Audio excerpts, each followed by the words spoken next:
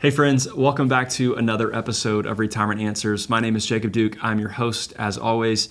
This week we're going to be talking about inherited IRAs and what to do or what to know whenever you receive one. There's a lot of confusion here, especially post 2020, because in 2020, that is whenever the Secure Act was instituted and was formalized, and that's whenever the rules changed for inherited retirement accounts. So pre-2020, there was a different set of rules, and now 2020 and after, there is a new set of rules. We're going to go through both of these really quickly. We're going to go through the old ones really quickly. We're going to stick a lot of our time, we're going to stick to the new rules because that's where a lot of confusion comes up. So today I wanted to be clear on the front end, like this is going to be fairly technical. There's really no way around the technicalities of this in order to get the answers we're looking for. So just know that on the front end, if you have to stop or pause, that is totally fine to digest or understand what we're talking about. Or if you have to rewind or go back and listen to the whole thing again, don't worry about that because it is hard stuff to kind of wrap your mind around. So here's what we're going to do. We're going to spend most of our time on IRAs, but we'll quickly review what happens with non-retirement accounts. So that could be brokerage accounts, could be a house, it could be real estate, could be anything other than a non-retirement account. So we're going to talk about what happens with those really quickly, just as a recap or a refresher. We're also going to talk about beneficiary types for IRAs. So the Secure Act instituted or created an additional beneficiary type. And so now there are 3 beneficiary types. We're going to talk about who those people are and how they work. We're also going to talk about new RMD rules under the Secure Act and the 10-year rule. That's the thing we most of us know about if we've been paying attention. So we're going to break that down based on how those rules work, but also break it down based on account type because there's different rules for different account types, being Roth or traditional or tax deferred. And so then finally, I wanted to share an update or something that's being paused on some of these rules here in 2024. So be sure to stay to the end for that. All right, let's jump in. So first, let's talk about non-retirement accounts or non-retirement assets. This can be things such as brokerage accounts. It could be real estate, other real property. It could be bank accounts, anything that's just not an IRA, a 401k, a 403b, a TSP, anything like that. These rules are simpler for the most part around these types of accounts. So for example, if you have a brokerage account and you own that with a spouse or you own that either individually, what happens is whenever that goes to the next person, if it's a spouse that you co-own that account with, that spouse, they assume your portion as their own without any other changes. So it just happens that way, and they receive that money, or it's already theirs, I guess, technically, so they don't have to have any changes to their accounts. Now, if it's an individually owned account, and let's say it goes from a father to a son, in terms of the son being the one inheriting that account, what happens then is that son receives what's called a step up in basis. And all that really means is let's say that the dad bought a stock, let's say for $100 a share, and then now it's worth $200 a share. Well, that growth, that $100 of growth that's happened from the point of purchase until it was inherited by the son, that is now not taxable, meaning the new basis or the amount that was purchased for by the son is $200, which is the value today or at the time of death. And so therefore the son does not have to pay any taxes on those gains. And this is across the board. So if you have real estate, it receives that same treatment. If you have brokerage accounts, it receives that same treatment, what's called a step-up in basis. So this is a big deal when it comes to inheriting or leaving money to the next generation is if you have non-retirement assets in a brokerage account or in real estate properties, they get to receive that step-up in basis whenever you do pass away and leave that to them. Another big point on non-retirement assets, such as a brokerage account, is there are no RMDs, no required minimum distributions, meaning you do not have to take any money from those accounts whenever you receive those or inherit those, which is also another big plus, meaning you can let that continue to grow if it's growing, and then whenever you pass that to the next generation, they would receive that step up in basis. So again, it's a tax-free way in some sense to leave assets or investments to the next generation, which is a huge plus of the non-retirement assets. Now, the reason that you get that is because you do not get a tax deduction on the front end, meaning you did not get to deduct the money that you contributed or added to your brokerage account. You do not get to deduct that on the front end from your income, nor do you get to have tax-free growth. You get to pay your taxes every year along the way if you have dividends or interest or capital gains or something like that. But the benefit of doing it that way or of the account type is that you get to have that step up in basis there in the future. So one point of clarification I did want to make here is that whenever you have a joint account, such as between a husband and a wife, In all states except for community property states, which is 9, so there are 9 community property states. In the states that are not community property states, the portion that is allocated towards the husband, let's say the husband passed away, so 50% of the account value, only that 50% gets a step-up in basis, and the portion that's allocated towards the wife who is still surviving, that portion does not get a step up in basis. Now, in community property states, which is 9 states here in the U.S., the entire value of the account gets a step up in basis. So that's a little bit different there. A difference, I guess, if you will, on the joint accounts and determining what step up in basis actually happens if it is a joint account shared between spouses. So just know that that's a little bit different. You might want to dig deeper into that if it is something of issue for you. So that's basically non-retirement accounts. You get to receive those with a step-up in basis, which is huge. There's no RMDs, which is awesome as well. So I love the non-retirement accounts or taxable brokerage accounts because they are flexible in that way, both while you're living, but also they are beneficial in terms of potentially a tax-free transfer to the next generation down the road. Okay, so that's really quickly just a brief recap. There's more probably there, but I wanted to really dive in and spend our time on IRAs or Roth IRAs or just retirement accounts in general. So let's say that you inherit a retirement account from someone. The first question is, well, what type of account is it? Is it a tax-deferred account such as an IRA, 401k, 403b, etc., or is it an after-tax account such as a Roth IRA, Roth 401k, Roth 403b, etc.? The reason for that is they are taxed differently, both while they're alive, the person was alive, but are also taxed and operate differently on the back end after someone passes away and they are passed to the next generation. So after you know what account type you have inherited, you're going to need to ask yourself, well, what type of beneficiary you are. So under previous legislation, this is pre-Secure Act or pre-2020, you fell into one of 2 categories really. You are either a designated or a non-designated beneficiary. So you have designated on one side and non-designated on the other. To kind of keep it simple, we'll talk about the non-designated beneficiaries first, but a non-designated beneficiary is a charity, your estate, or certain types of trusts, okay? And so that's, I would say, a rare event for the most part. Most of the time under the old rules, everyone fell into the designated category, which is simply everyone else. So this is a spouse, this is a child, this is a grandchild, this is anyone who is not a charity, your estate, which it's impossible to be your estate as a human, and then also certain types of trusts. So those are the rules of pre-Secure Act or pre-2020 that we operated by. Now that we're post-2020, the rules are different. We're going to talk through those in just a second.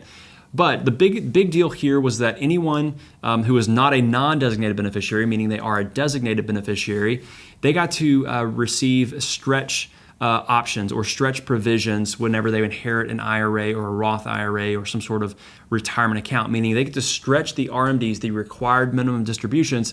Those could be stretched over their lifetime.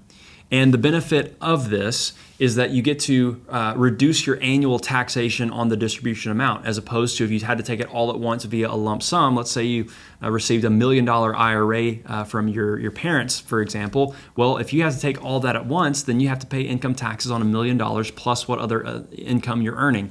Under the stretch provision, you get to take a little bit out every single year based on your life expectancy, and that's calculated using the uniform single life table. So even if you were a non-spouse, you would begin taking your RMDs over the rest of your life under that stretch provision. So this is for spouses and also non-spouses. Remember, we're talking about the old legislation, so pre-2020, pre-Secure Act. So when I say stretch, all that really means is you get to spread out those RMDs over the rest of your life. And what happens here is that percentage that you have to take out every year is that's technically increasing over time, but depending on how that account is managed or invested, you could be either increasing in total dollars that you're having to take out, or you could be decreasing. So it really depends on the balance of the account every single year at the end of the year. So for an example, under the old rules, let's say that 2 people inherit $100,000 IRAs. One person is 25 and the other is 65.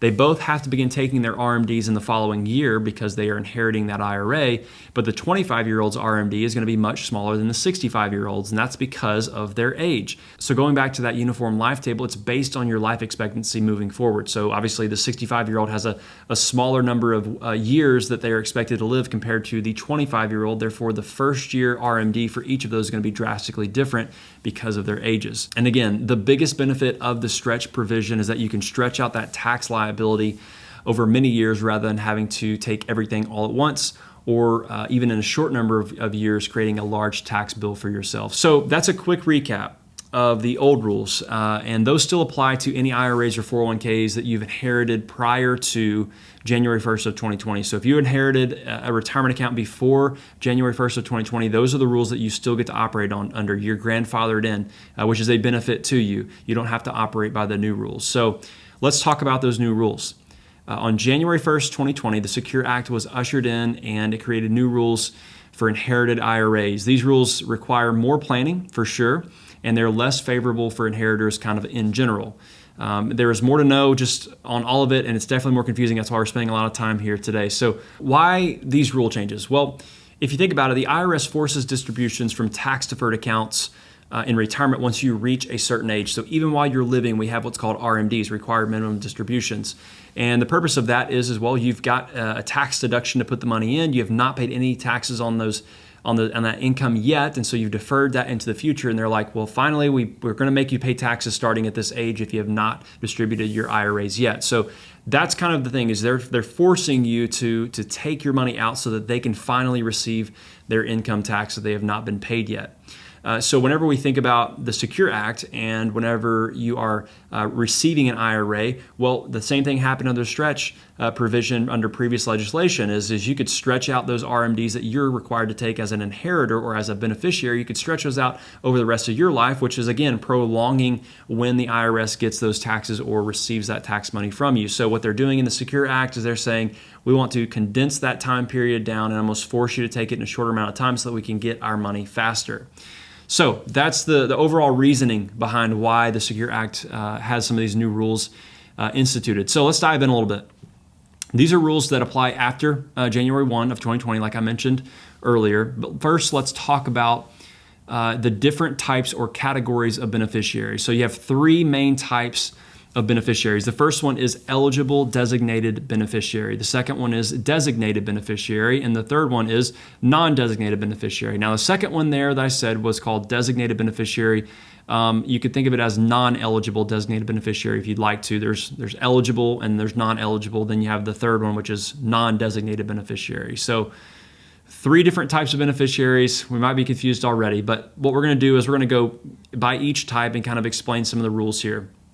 So if you are to be a eligible designated beneficiary, you have to be a spouse, you have to be a disabled person, you have to be chronically ill, and you have to be anyone that's not more than 10 years younger than the decedent or the person who died, and you could be a minor child. So there's 5 different types of people that could be an eligible designated beneficiary. The most common out of these options here is a spouse. Sometimes you could have number 4, which is anyone who is not more than 10 years younger than a decedent. So an example of that might be, let's say you have a sister who passed away and you're 4 years younger than her, and she named you as the beneficiary of her IRA. You would technically be qualified as an eligible designated beneficiary because you are only 4 years younger and not more than 10 years younger than she was. So that's sometimes a beneficiary type that could come up, but most common for the eligible designated beneficiaries, it's going to be a spouse. So the rules for these eligible designated beneficiaries, I'm going to refer to them as EDB from here on out, just so we can kind of do it a little bit faster instead of saying that over and over and over. They're the same as they were before. So whenever we think of the 2 different categories we had pre-2020, you had designated and non-designated beneficiaries. Well, now the eligible designated beneficiaries, the EDBs, they are the same thing as the designated beneficiaries we had pre-2020. So all of the rules apply to the EDBs the same way they did before that we're kind of used to. So this means that you can treat your IRA as your own if you're a spouse and you're receiving that from your spouse who passed away. You can choose to continue being the beneficiary of the account and then distribute the assets over the rest of your life, which is the stretch provision. So that's still intact for these EDBs. Or you could use the 10-year rule if you so choose. So you kind of have 3 options there as an EDB whenever it comes to how you want to distribute those funds. So this is the most favorable beneficiary type from a flexibility and a tax standpoint. And 95% of the time, like I mentioned earlier, the spouse is going to be the eligible designated beneficiary that we're kind of looking at here, even though there are 4 other types. They're just much less common. The only point of clarification here I wanted to make for minor children as an EDB is that the stretch provision only applies until they reach that age of majority. At that point, the child is no longer an EDB and they become a designated beneficiary. So they go from eligible to non-eligible designated beneficiary. So for an example really quickly, if you have a 13-year-old child and they receive an IRA from their dad, they have to begin taking distributions under the stretch rule immediately, right? So stretching that out over the rest of their life. So whatever the uniform single life table kind of says they have to take, they have to begin that at their age of 13. But when they reach that age of majority, the 10-year clock starts, meaning they have to begin taking that out or have to have that money out by the end of that 10th year. And I'm going to talk about the 10-year rule here in depth here in just a moment. So just kind of keep that in the back of your mind. Also, for stretch provisions to be available for a minor child, that child must be the child of the deceased. So this does not apply to a minor child who is the grandchild or niece or nephew of you. It does not apply to them. It has to be a child that is yours. So those types of minors, they would be designated beneficiaries and they would not be eligible designated beneficiaries if they're a grandchild or a niece or a nephew. So the moral of the story here for naming minors as the beneficiary of a retirement account is simply don't do it. It's just not wise or smart. What I would say instead is this: create or open or build a trust that is specifically meant for the purpose of leaving assets that are specifically retirement assets to children or grandchildren. So again, that's an estate planning kind of thing, which all of this falls into the estate planning realm. But I would say that if you're going to leave assets to a minor, I would say always leave that in a trust somehow. So you would name a trust that you've created as the beneficiary of your IRA, and that trust would be for the benefit of those minor children. I would not name children outright as the beneficiary, because even then, a minor cannot receive or distribute assets to themselves out of the IRA. So technically, a guardian or someone has to distribute those funds out under the stretch provision, even if they are under the age of majority. They have to take that money out. But then once they do reach the age of majority, the child actually assumes the right to distribute that money, and they have to do that within that 10-year period. Okay. So that's an eligible designated beneficiary. The main thing there is you can continue to stretch. You can do the stretch provision, and most of the time there's going to be a spouse who's the person that qualifies for this. So let's talk about non-eligible designated beneficiaries, or simply just a designated beneficiary. There's going to be a non-spouse in a certain type of trust, and most of the time this is what's called a see-through trust, meaning the money's not actually held inside the trust. It has to be distributed out via the terms of the trust. So if you're a non-spouse, so let's say you're a child, a grandchild, anyone who is not married to the person who passed away, you are a designated beneficiary. And the biggest changes that we're talking about here are going to be for this group. This is going to be the largest group of beneficiaries outside of spouses, and this is where we're going to spend a lot of our time. So the biggest change is the new 10-year rule. And maybe you've heard of this over the last couple of years, but let's kind of clarify it and really digest and understand what's going on here. So we've got a 10-year rule, but there's actually a couple different 10-year rules, and which one you follow really depends on when the decedent died.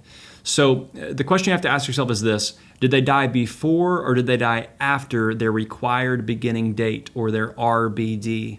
And someone's RBD, or their required beginning date, is April 1st, the year after they reach their RMD age. So for some context here on RMD ages, let's do a quick recap. 70 and a half is the RMD age for those who reach age 70 and a half before 2020, which is in the past. So if you've already started your RMDs, you're going to continue taking those. It's 72 for those of you who reach 70 and a half after 2019 and reach 72 before 2023. And then 73 is the age, or the RMD age, for those who have reached 72 after 2022 and reached 73 before 2033. And then the RMD age is 75 for those who reach age 74 after 2032. So you might need to pause, go back through that. But just know that if you have not started your RMDs yet on your retirement accounts, your RMD age will be either 73 or 75. So those last 2 points that we talked about, that applies to you. Everyone else would have already started their RMDs, so no changes there. Just kind of wanted to go back in time a little bit and state some of the changes that have happened over the last 4 years, because there have been a lot of changes. It went from 70 and a half to 72, and now it's either 73 or 75, depending on your year of birth. Okay, so going back to our question of, did they die? This is for your designated beneficiaries or your non-eligible designated beneficiaries. This is for non-spouses and certain types of trusts. So if you received an IRA, the question we have to ask is, did the person who passed away, did they die before or after their required beginning date, or after they started receiving their RMDs? So option one, let's say that the decedent died before their RMDs or before their required beginning date. Under this 10-year rule, distributions are optional for the first 9 years after the participant's death, and then the account must be fully distributed by the end of the 10th year. So the 10-year rule in this situation, it is you do not have to take anything out because no RMDs have started yet. So you're not forced to take any RMDs, but you have to have all the assets out by the end of the 10th year. So that's for someone who has passed away and they have not yet started their RMDs, meaning they did not reach that required beginning date before they passed away. Now, option two, in terms of which 10-year rule applies, is for whenever the decedent passed away after their required beginning date. Under this 10-year rule, annual RMDs must be taken over the life expectancy of the beneficiary beginning December 31st of the year that follows when that participant or when the decedent passed away. So in addition, the inherited IRA must be fully distributed by December 31st of the 10th year following the decedent's death. So this is different from the first one. The first option in terms of which 10-year rule applies, there are no RMDs in years 1 through 9, but the full account has to be distributed or liquidated by the end of the 10th year. Under option 2, being the decedent died after they started their RMDs, the 10-year rule is this: they have to take an annual distribution, a required distribution. If you receive that account as a beneficiary, you have to take that the first 9 years, and still by the end of the 10th year, the full account has to have been distributed out. So the key here is that those RMDs are based on your life expectancy using that uniform single life table, right? So that's the thing to know. And so those RMDs could be fairly small if you're pretty young, but still by the end of the 10th year, you have to distribute that money out. So as a designated beneficiary or as a non-eligible designated beneficiary, these are your options. The main thing to know here is that you must distribute all the funds from the account by the end of the 10th year, regardless of whether or not the decedent passed away before or after their required beginning date. And so the difference, again, between the 10-year rules here is whether or not the decedent passed away before or after their required beginning date. And if they passed away after it and had already started their RMDs, they have to be continued in those first 9 years after you as the beneficiary received that account. And then by the end of the 10th, the full account has to have been distributed. And the reason that you have to continue taking RMDs or have to take mandatory distributions in those first 9 years is the IRS kind of thinks that once you've turned on an RMD, you can't really turn it off. And so if the person who passed away and you received that account from them, if they had already started their RMDs, you can't turn those off and wait to the end of the 10th year. You have to continue taking RMDs, even though they're likely going to be a smaller amount that are mandatory because you are younger than the decedent. So just know that that's maybe the reasoning why is it's kind of like a faucet. They think once you turn it on, you can't turn it off. So that's just maybe some of the reasoning there on why that is the case. And so your question might be, well, Jacob, what about Roth IRAs? So far we talked primarily about traditional IRAs or 401ks, any sort of tax-deferred account. And that's a great question. And so right here, I wanted to kind of explain, Roth IRAs are always treated as if the decedent died before their RBD or their required beginning date. And the reason for this is because there are no lifetime RMDs on Roth accounts, whether it be a Roth IRA or a Roth 401k. And so Roths are always assumed to have been passed down prior to the decedent's required beginning date because there are no RMDs at that point. So that means that Roth IRAs, they have to be fully distributed by the end of the 10th year, but there are no mandatory distributions in those first 9 years. And this is good news because that means that you can let your Roth that you've received or inherited, you can let that continue to grow over those 10 years and then make sure you have all of it distributed out by the end of the 10th year, but that growth continues to happen tax-free. And so you get to receive even more money tax-free than if you were forced to take out a certain amount every year over that 10-year period. So that's how Roth IRAs work in terms of inherited Roth IRAs. You do have to have all that money distributed out by the end of the 10th year, but just know that there are no forced or mandatory distributions in years 1 through 9. You can continue to let that grow over that 10-year period. And then finally, in terms of the final type of beneficiary here is a non-designated beneficiary. This is the third type that was created under the Secure Act, which is the same as it was pre-Secure Act, but we have charities or your estate that fall in this category, and all assets that go to these different types of beneficiaries, they must be distributed within the 5 years. and this is unchanged from the Pre-Secure Act rules. So a charity has to distribute all of the retirement account assets by the end of the 5th year.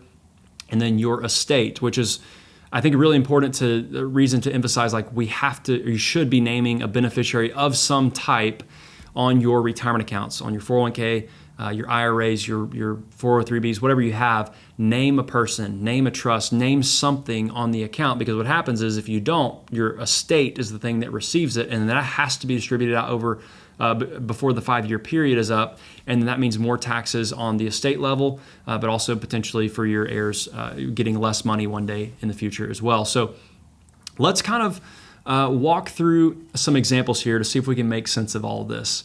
So the first one I've got is, let's say we have $1 million IRA, and you're a spouse, which means you are an eligible designated beneficiary. You have a couple options, and we talked about this earlier. You can assume the IRA as your own, which means you could follow your own RMD rules. So let's say your spouse was 68 whenever they passed away and you're 64. If you assume that as your own, that means that your RMDs on that account would start later, because you would not get to age 73 or 75 until later, after your spouse would have gotten there. You could also just remain the beneficiary of the account and do stretch distributions like we talked about earlier. That stretch provision is still available for eligible designated beneficiaries, or you could use that 10-year rule if you'd like. You probably want to use one of the first two options, and this example is fairly straightforward. So a spouse, you can either assume it as your own like you always have been able to, or you could stretch it in the future kind of like you always have been able to as well. All right. Scenario number 2, let's assume that you have the same $1 million IRA that you inherited, but now you're inheriting it as a daughter from your father who passed away. This means you are a designated beneficiary, not an eligible designated beneficiary. And let's say that your dad, for this example, died before his required beginning date, so before his RMD started. That means that you have to distribute that $1 million by the end of the 10th year, but you do not have to take any distributions in years 1 through 9, meaning you don't have any mandatory distributions you must take in any of the years, except all that has to be out by the end of the 10th. And so that's how that would work. But just as a quick planning tip here, you'll likely want to do some sort of distributions annually, even though you don't have to. And the reason for that is if you wait all the way to the end of year 10 and take it, you're going to take $1 million+ out of this account at one time, and it's all going to be taxed as normal income, which means a big chunk of that is going to be taxed at the highest possible tax rate, to whereas if you had distributed a portion out over the 10 years kind of consecutively, you would have paid less tax overall on the full sum. So more money could be in your pocket if you planned it out correctly. So scenario 3, let's assume everything is the same as the one I just mentioned, but your dad passed away after his required beginning date, which means he was taking his RMDs already. Well, in this situation, going back to what we talked about earlier in terms of the 2 different 10-year rules that we've got to know about, you would be required to take annual distributions based on your single life expectancy, like we referred to earlier. And then also on top of that, the account will have to have been distributed fully by the end of that 10th year. So the only difference between scenario 2 we just talked about and this one is that you have to take out your distributions years 1 through 9, and that's based on your life expectancy, not your dad's, or not whatever distributions he was taking. Regardless, by the end of that 10th year, all money has to be taken out and taxes have to be paid on it. So you do have required distributions, but again, it might be a good idea to take more than the required amount, because your required distributions are probably going to be less than what you probably should be taking if you want to lower your overall tax bill on the $1 million you've inherited. And for this final scenario, let's say that you inherit that $1 million IRA from your brother and you are only 4 years younger than him. Even though you're a non-spouse beneficiary, you still qualify as an eligible designated beneficiary because, remember, there's a few different rules there, but it's because you are not more than 10 years younger than your brother. So you're only 4 years younger, which means you qualify as an eligible designated beneficiary. That means you get to stretch the distributions or the RMDs from the IRA that you've inherited over your life, or you can use that 10-year rule. You cannot assume the IRA is your own because you're not a spouse. That provision is only available to spouses. So the key here is you're eligible designated beneficiary, and you get to stretch that $1 million over your life expectancy rather than have to take it out over that 10-year period like we just referred to for the other 2 scenarios that we just looked at.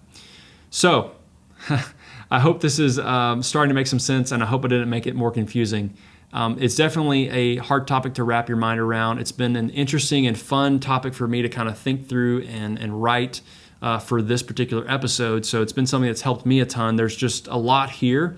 So before I let you go, I wanted to give you one final tip, and then also wanted to share with you the new kind of update that I need to share with you here for 2024. So the tip for you is this: if the decedent that had passed away that you received an IRA from, if they had already started their RMDs and they had not taken their RMD for this year or the year in which you inherited the account, you must take that RMD for them by the end of that year. So let's say that your dad passed away and he was already taking his RMDs. Well, you're going to follow the 10-year rule that applies to that situation. But before we get there, you have to, if he had not taken his RMD for the year, which a lot of people kind of wait till the last quarter or so, but let's say he passed away in September and he had not taken his RMD yet, his RMD for that year has to be taken out, and you're the one who has to take that out for him. So just know that you have to do that, and that RMD is calculated based on what his amount should have been for that year. It's not based on your single life table. But then also, it's important to know that that income falls onto your tax return, doesn't fall onto his or anything like that. So death will pretty much get you out of anything except for RMDs, which is really interesting. So I see that this is missed a lot, and it's because of the shuffle most of the time with losing a spouse or a loved one or something like that, where it's just like, man, that's the last thing on my mind to think about taking an R&D for somebody. So just know that if that happens and they had not taken their RMD and they should have in that tax year, you as the beneficiary are responsible for doing that. And it's the amount that they should take if they were still alive, but it goes onto your tax return. So again, somewhat confusing, but that's something that gets missed a lot. Wanted to share that with you. All right, so here's the new ruling for 2024 that's kind of hot off the press that I wanted to share with you. The IRS will not penalize anyone who is subject to the 10-year rule and does not take their RMD in 2024. This means that the IRS has waived annual RMDs for beneficiaries of IRA owners who have died in 2020, 2021, 2022, and now 2023. So the first 4 years of this Secure Act being in place, the rules that I just talked about earlier, technically they don't apply for those who have to take the RMDs in years 1 through 9. So they don't apply yet, meaning you're not penalized if you don't take it, but it might be wise to take those RMDs anyway, and I'll talk about why in just a second. This ruling does not waive RMDs for those who are subject to RMDs over the lifetime, meaning they're doing the stretch provision. It only applies to IRA inheritors who are underneath that 10-year rule that we talked about just a minute ago. So if you decided to do a stretch provision as an eligible designated beneficiary, this rule does not apply to you. You still must take your distributions like normal. This only applies to those who are under the 10-year rule based on the new 10-year rules that we just talked about a second ago. Also, if you inherited an IRA prior to 2020, your RMDs under the stretch provision that was taking place back then, those are not waived. You still have to continue taking your RMDs there as well. So you might be thinking, Jacob, this is great news. I don't have to take my RMD. Well, maybe, but what this does not do is it does not push back the 10-year clock.